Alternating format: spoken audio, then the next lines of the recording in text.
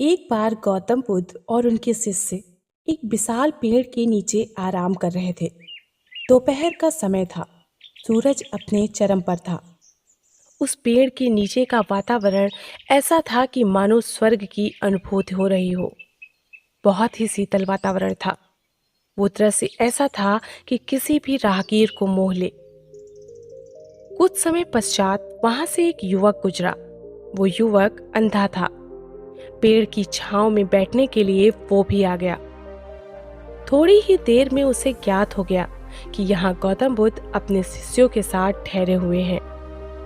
वो उत्सुकतावश गौतम बुद्ध के पास गया और उन्हें प्रणाम कर बोला, हे बुद्ध, आप तो ज्ञानी हैं, आप सर्वज्ञ हैं। मेरी कुछ परेशानियां हैं जिसका हल मुझे लगता है कि आपके अलावा किसी के पास नहीं होगा। बुद्ध ने बड़े ही नम्र स्वभाव में कहा, तुम्हारी परेशानियां क्या हैं? उस अंधे युवक ने कहा, हे बुद्ध, मुझे बचपन से ही अपने राज्य की सेना में शामिल होने की बड़ी इच्छा थी, किंतु परिस्थितियों ने मुझे अपना दास बना लिया। दुर्भाग्यवश कुछ वर्ष पूर्व एक दुर्घटना में मैंने अपनी आंखों की रोशनी खो दी। अब मैं किसी लायक नहीं रहा। मेरा जो बचपन से एक सपना था, वो सपना ही रह गया। क्या आप कोई ऐसा चमत्कार कर सकते हैं जिससे मेरी आंखों की रोशनी वापस आ जाए? बुद्ध ने बड़े ही नम्र स्वभाव में कहा, देखो, मैं इसमें तुम्हारी कोई मदद नहीं कर सकता, लेकिन यदि तुम चाहो तो बिना आंखों की रोशनी होते हुए भी तुम राज्य के लिए बहुत कुछ कर सकते हो, उसी तरह जिस तरह एक सैनिक अपने राज्य की रक्षा करता है। तुम जिसे अपनी कमजोरी समझते हो, उसे ही अपनी ताकत में परिवर्तित कर दो। फिर वो युवक बोला, कैसे महाराज? फिर बुद्ध ने उस युवक और अपने शिष्यों को संबोधित करते हुए कहा, चलो आज मैं तुम सबको एक कहानी सुनाता हूँ, क्योंकि ये कहानी हर उस व्यक्ति के लिए है जो स्वयं को कमजोर, अकेला और साधारण समझता है। इसलिए इस कहानी को पूरे ध्यान से सुनना। एक नगर में चंद्र नामक राजा का शासन हुआ करता था। वो बहुत ही क्रूर व निर्दयी शासक था।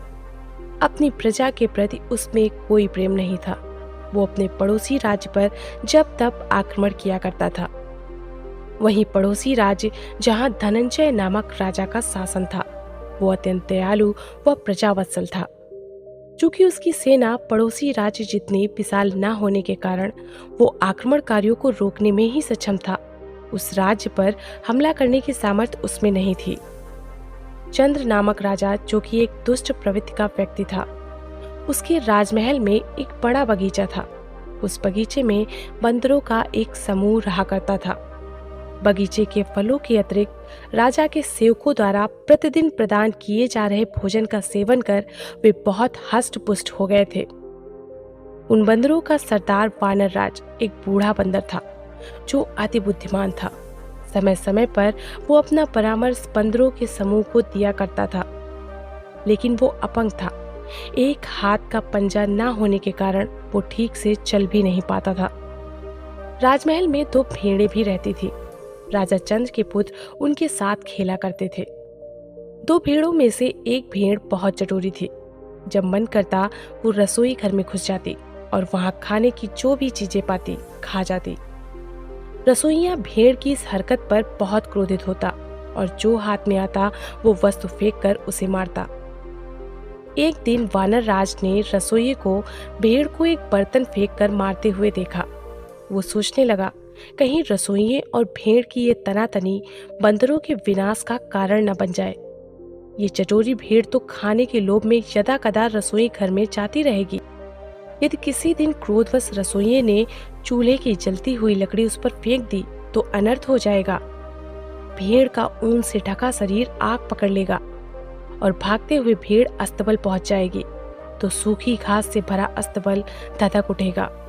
घोड़े जल जाएंगे और फिर वही बंदरों का काल बनेंगे।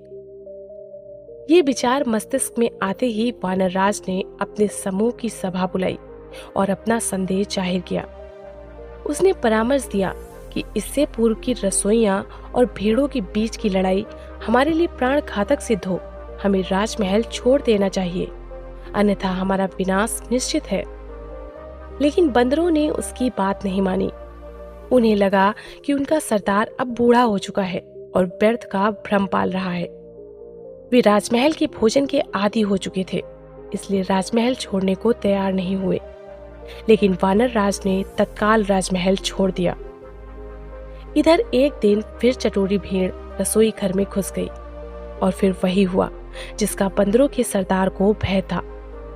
रसोई को और कुछ नहीं मिला तो उसने जलती हुई लकड़ी का टुकड़ा उठाकर भेड़ पर फेंक दिया। भेड़ का शरीर जो ऊन से ढका हुआ था धधकने लगा। वो इधर उधर भागने लगी और अस्तबल में घुस गई। आग की लपट अस्तबल में रखी सूखी घास तक पहुंची और पूरा अस्तबल धू धू कर जल उठा। कई घोड़े जलकर मर गए और कई घायल हो गए। राजा को यह समाचार मिला तो उसने वैद्य को बुलाया और उसे घोड़ों का उपचार करने का आदेश दिया। वैद्य ने घोड़ों के घाव का परीक्षण किया और बोला कि इनके घावों को शीघ्र ठीक करने का एक ही उपाय है, इन घावों पर बंदरों की चर्बी लगानी पड़ेगी। ये सुन राजा ने सैनिकों को आदेश दिया कि जो भी बंदर दिखे तो मारकर उसकी चर्बी घोड़ों के उपचार के लिए लाई जाए।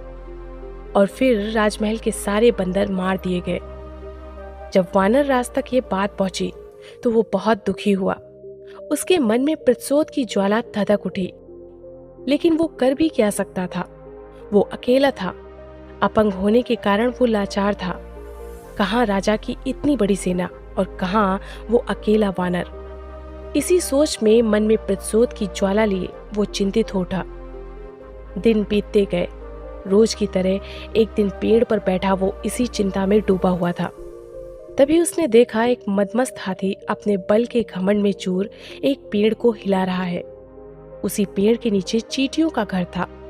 उस घमंडी हाथी के ऐसा करने पर चींटियों का घर टूट गया और सारी चींटियां मारे डर के इधर उधर भागने लगी।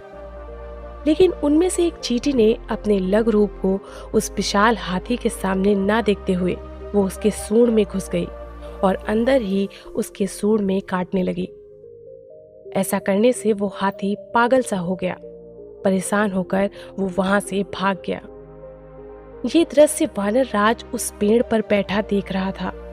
तभी वो सोचने लगा कि जब एक नन्ही सी चींटी एक विशालकाय हाथी को मात दे सकती है तो मैं क्यों नहीं उस निर्दयी राजा से अपना बदला ले सकता हूँ। अचानक से उसके मन में एक युक्ति सूझी, क्योंकि वानर राज जानता था कि इस दुष्ट राजा की दुश्मनी पड़ोसी राज के राजा धनंजय से है और वो यदि इस राज के खुफिया मार्गों को जान ले तो वो इसको व इसके पूरे साम्राज्य को खत्म कर सकता है। उसने ठान लिया कि किसी तरह पड़ोसी राज के राजा को इस किले के खुफिया मार्गों से अवगत कराना होगा। वानर राज उसी रात महल के छत से होते हुए राजा के महल में प्रवेश कर गया और राजा के उस कक्ष तक जा पहुंचा जहां वो नक्शा रखा था, जिसमें उस किले के सारे खुफिया मार्गों की जानकारी थी। लेकिन कक्ष का दरवाजा अंदर से बंद था, किंतु उसके बगल एक खिड़की थी जिसमें से हाथ डालकर उस दरवाजे को बाहर से खोला जा सकता था। लेकिन वो इतनी सक्रिय थी कि उसमें एक वानर का पंजा भी न जा पाए। सौभाग्यवश वानर राज का पंजा ना होने के कारण उसकी कमजोरी ही उसकी ताकत बन गई। वो उस खिड़की के जरिए उस दरवाजे को खोल सकता था। उसने बिना देरी किए उस दरवाजे को खोल लिया। अंदर राजा गहरी नींद में सोया हुआ था। उसने बड़ी सावधानी से उस नक्शे को उठाया और वहां से चंपत हो गया और आकर अपने पेड़ पर जाकर बैठ गया। अब बस उसे भोर होने का इंतजार था। अगले दिन सुबह होते ही वो पड़ोसी राज की ओर निकल पड़ा। चलते चलते उसे बहुत जोरों की प्यास लगी। पास ही उसे एक झील दिखाई पड़ी। वो वहीं विश्राम करने और अपनी प्यास बुझाने के लिए रुक गया। तभी वहां एक संत विश्राम करने के लिए ठहरे हुए थे। उनकी नजर जब वानर राज पर पड़ी तो वो थोड़ा असमंजस में पड़ गए। उन्होंने सोचा कि आखिर ये वानर डंडे में लिपटे हुए इस कपड़े को क्यों पकड़े हुए है। ना ही वो कोई खाने की वस्तु है और ना ही खेलने की। इधर वानर राज नक्शे को वहीं पेड़ के पास रखकर अपनी प्यास बुझाने झील के किनारे चला गया। तभी वे संत उठे और आकर उस नक्शे को देखने लगे। उन्हें देखते ही ज्ञात हो गया कि ये राजा चंद्र के किले का नक्शा है। वे सोच में पड़ गए कि आखिर ये वानर इस नक्शे का क्या करेगा, क्योंकि वे संत कोई साधारण संत तो थे नहीं। उन्होंने अपने तपोबल से दिव्य दृष्टि प्राप्त कर ली थी। संत ने अपने तपोबल का सहारा लेते हुए इसके पीछे का कारण जानना चाहा, और कुछ ही देर में उन्हें अपने तपोबल से सब कुछ ज्ञात हो गया कि आखिर ये वानर इस नक्शे को लिए क्यों घूम रहा है। उन्होंने उस वानर राज के कार्य में बाधा न बनते हुए उस नक्शे को वहीं रख दिया और आगे बढ़ गए। वानर राज ने अपनी प्यास बुझाने के बाद उस नक्शे को उठाया और आगे बढ़ चला। सांझ हो चली थी। कुछ ही देर में वो पड़ोसी राज में प्रवेश कर गया और राजा धनंजय के महल की छत पर जाकर बैठ गया। रात के वक्त बड़ी सावधानी से उसने राजा धनंजय के कक्ष में जाकर उस नक्शे को रख दिया। जब धनंजय अपने कक्ष में आए तो उनकी नजर उस नक्शे पर पड़ी। उसे खोलकर देखा तो उन्हें आभास हो गया कि हो न हो ये नक्शा उसी दुष्ट राजा चंद्र के किले का है। अपना संदेह दूर करने के लिए उन्होंने तुरंत मंत्रियों की सभा बुलवाई। कुछ ही देर में सभा में उपस्थित विद्वानों ने ये सिद्ध कर दिया कि ये नक्शा पड़ोसी राज के किले का ही है, जिसमें उस किले के सारे खुफिया मार्गों की जानकारी है। परंतु अब प्रश्न ये था कि ये नक्शा राजा के महल में आया कैसे।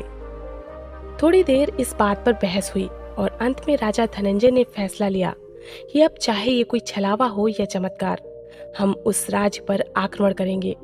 फिर उसका परिणाम चाहे जो कुछ हो, हमें स्वीकार होगा, क्योंकि आज नहीं तो कल वो दुष्ट राजा चंद्र हमारे राज्य पर आक्रमण करके हमको परास्त कर ही देगा। इसलिए मुझे लगता है कि हाथ में आए इस मौके को हमें गंवाना नहीं चाहिए। सभा के सारे सदस्यों ने हामी भरी और अगले ही दिन राजा धनंजय ने युद्ध की तैयारी करने का ऐलान कर दिया। इधर वानर राज ये देखकर बहुत प्रसन्न हुआ और राजा चंद्र के समूल विनाश का इंतजार करने लगा। अब वो दिन भी आ गया जब राजा धनंजय अपनी समूल सेना सहित पड़ोसी राज्य पर चढ़ाई कर दी, और कुछ ही दिनों में वो पड़ोसी राज्य की सीमा पर पहुंच गए और रात्रि का इंतजार करने लगे। रात होते ही सारे सैनिक खुफिया मार्गों के जरिए राजा चंद्र के किले में प्रवेश कर गए, क्योंकि राजा चंद्र की सेना को इस बात की भनक ही ना थी कि पड़ोसी राज्य उन पर आक्रमण करने वाला है। इसलिए वो तैयार नहीं थे और देखते ही देखते राजा चंद्र की सेना परास्त हो गई। सैनिकों में राजा चंद्र के प्रति इतना क्रोध परवान चढ़ा कि उन्होंने पूरे किले को ही ध्वस्त कर दिया। इस भीषण द्वंद्व के चलते राजा चंद्र के कई सैनिकों सहित पूरे परिवार का समूल नाश हो गया। इन सब के बीच बदकिस्मती से राजा चंद्र बच निकला और दूर जंगलों में भाग गया। वो जंगल में शारीरिक व मानसिक रूप से भयंकर पीड़ा लिए पड़ा था। तभी वहां से वही संत गुजरे जिन्होंने वानर राज को उस नक्शे को ले जाते हुए देखा था। राजा चंद्र को इस अवस्था में पड़ा देख वे बोले, हे राजन, आपकी ये हालत किसने की? राजा चंद्र ने पूरा किस्सा उस संत को कह सुनाया और कहा, उस धूर्त धनंजय की वजह से आज मेरी ये हालत हो गई। मेरा राज्य मुझसे छिन गया, मेरी संपत्ति, मेरा ऐश्वर्य मुझसे छिन गया, और तो और मेरा परिवार भी मुझसे छिन गया। तब संत ने कहा, हे राजन, इस भ्रम में मत रहना कि इन सब का कारण राजा धनंजय है। राजा धनंजय इन सब का कारण बिल्कुल नहीं है, बल्कि इन सब का कारण तुम स्वयं हो। तुमने अपने जीवन में सिर्फ भोग विलास को ही महत्व दिया। प्रजा के प्रति तुम्हारा कोई प्रेम नहीं था। प्रजा के हित में तुमने कभी कोई कार्य किया ही नहीं। बेवजह तुम पड़ोसी राज्य से संधि ना करके उन पर कई आक्रमण करते रहे।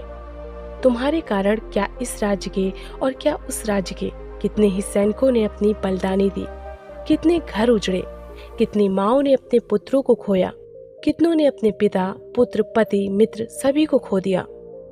राजन, इन सब का कारण तुम हो, और तो और तुमने अपने बगीचे के उन सारे वानरों को मरवा दिया जो बेचारे निरपराध थे, बेजुबान थे।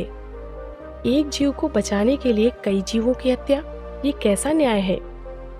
हे राजन, तुम्हें इस अवस्था में पहुंचाने वाला कोई और नहीं बल्कि एक वानर ही है।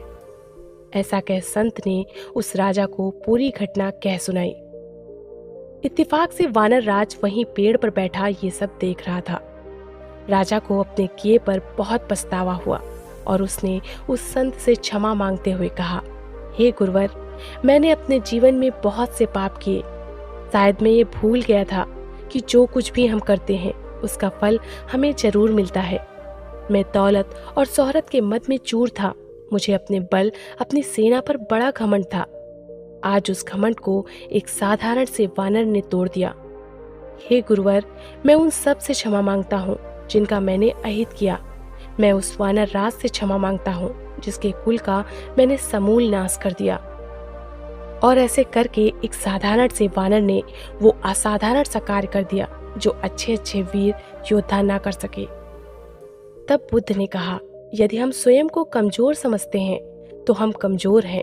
वहीं यदि हम कमजोर होकर भी अपनी कमजोरी को एक ऐसी दिशा दें जो लोगों के लिए प्रेरणा बन जाए, तब वो कमजोरी एक ताकत बन जाती है। बुद्ध ने आगे कहा, तुम अंधे हो, इसमें तुम्हारा कोई दोष नहीं, लेकिन यदि तुम इस पर कार्य नहीं करते तो इसमें सबसे बड़ा दोष तुम्हारा है। यदि तुम ध्यान से देखोगे तब तुम ये पाओगे कि वे मनुष्य जिनकी आंखें स्वस्थ हैं, उन्हें दिन में सब कुछ स्पष्ट दिखाई देता है, लेकिन रात्रि में उन्हें नहीं दिखाई देता। किंतु एक अंधा युवक अपनी कमजोरी पर कार्य करके ही रात्रि में भी विचरण कर लेता है, हर उस वस्तु तक पहुंच जाता है जहां उसने पहले रखी थी। और ये सब एक स्वस्थ आंख वाला व्यक्ति मुश्किल से कर पाता है। यदि एक स्वस्थ आंख वाले व्यक्ति की आंखें बंद कर दी जाएं और उसे कुछ दूर सीधा चलने के लिए कहा जाए तो वो नहीं चल पाएगा, उसे बड़ी मुश्किल होगी। किंतु एक नेत्रहीन युवक बिना किसी बाधा के सीधा आगे बढ़ता चला जाएगा।